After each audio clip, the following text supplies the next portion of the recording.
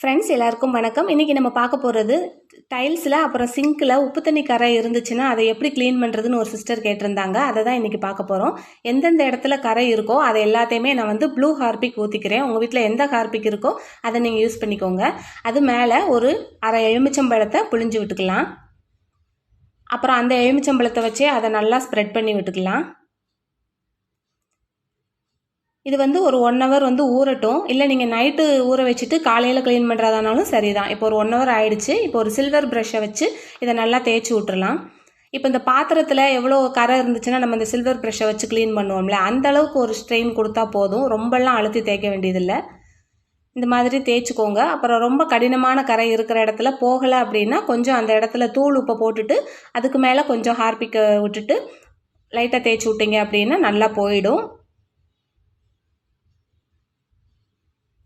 அந்த பாப்பா பொம்மை இருக்கிற இடத்துல பார்த்தீங்கன்னா நான் சும்மா ஹார்பிக்கை ஊற்றும் போதே அது நல்லா போயிடுச்சு. ஸோ டைல்ஸில் வந்து நல்லா க்ளீன் ஆகுது. இது சிங்கில் க்ளீன் ஆகிறதுக்கு கொஞ்சம் ஊற வேண்டியதாக இருக்குது. இப்போ தண்ணி ஊற்றி நல்லா கழுவி விட்டுட்டு பார்க்கலாம்.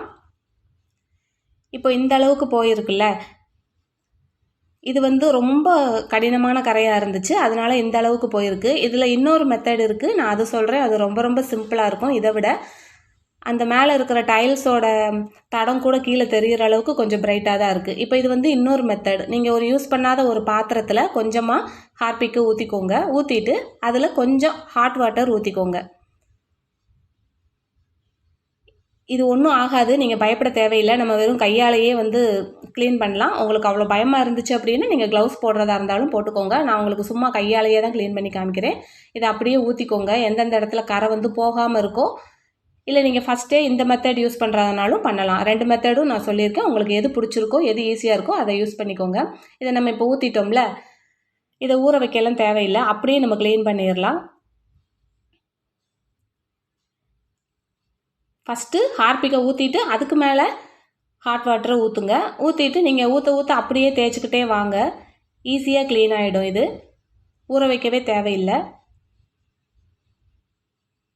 இப்போ நான் தேய்க்கவே அந்த கரையெல்லாம் எப்படி போகுதுன்னு பாருங்கள்.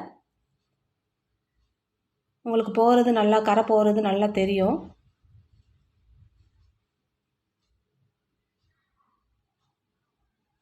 இது ரொம்ப கொதிக்கிற வாட்டர்லாம் கிடையாது, ஹாட் வாட்டர், அவ்வளோதான்.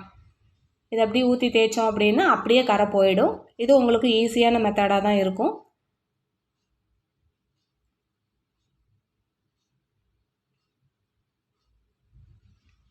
இப்போ இந்த இடத்துல நடுவில் ஒரு பெரிய கோடு தெரியுது பார்த்தீங்களா, இது வந்து சிங்கையும் அந்த கடப்பா கல்லையும் வந்து ஜாயின் பண்ணுறதுக்கு வச்ச வந்து க்ரீஸ். அது வந்து போகாது, ரொம்ப நம்ம அழுத்தி தேய்ச்சோம்னா அந்த இது போயிடும். அதனால் அதை வந்து நான் அப்படியே விட்டுட்டேன். அது கரைன்னு நினச்சிடாதீங்க.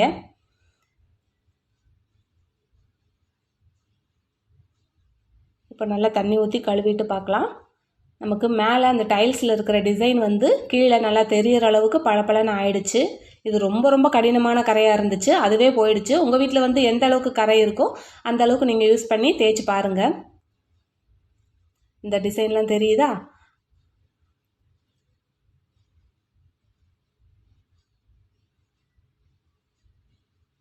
இது வந்து அந்த கடப்பாக்கல்லை வந்து ஜாயின் பண்ண இடம், அதனால் அதெல்லாம் நான் தேய்க்கலை. அது வந்து கரையே கிடையாது. அது இந்த கம்மு ஒட்டுவாங்க, ஒரு கம்மு ஜாயின் பண்ணுறதுக்கு, அதுதான் அது.